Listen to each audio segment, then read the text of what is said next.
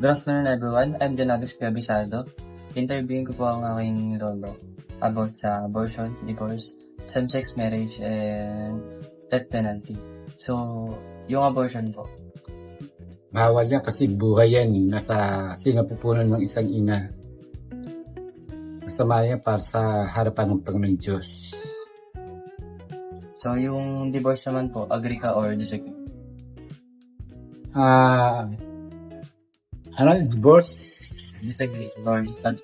Disagree ako dyan.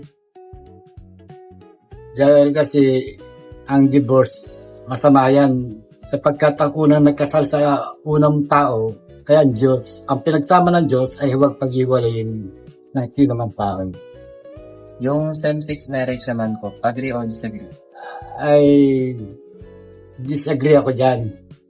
Dahil kasi dalawa lang kanila lang ng Diyos na tao. Isang babae, isang lalaki.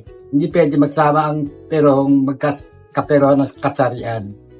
Ang lalaki ay kailangan ang magiging kapatid niya sa buhay ay babae. Hindi pwede ang lalaki sa lalaki at babae sa babae. So, yung death penalty naman po, agree or disagree? Agree ako dyan. Dahil sa panuntunan ng Panginoon Diyos na ang lahat ng mga taong nagkasalan ang pagpatay ang katapat din nun ay kamatayan din. Dahil sa dami ng taong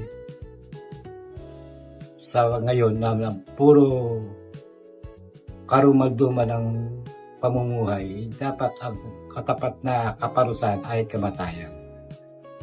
Doon po nagtatapos sa aming interview. Salamat.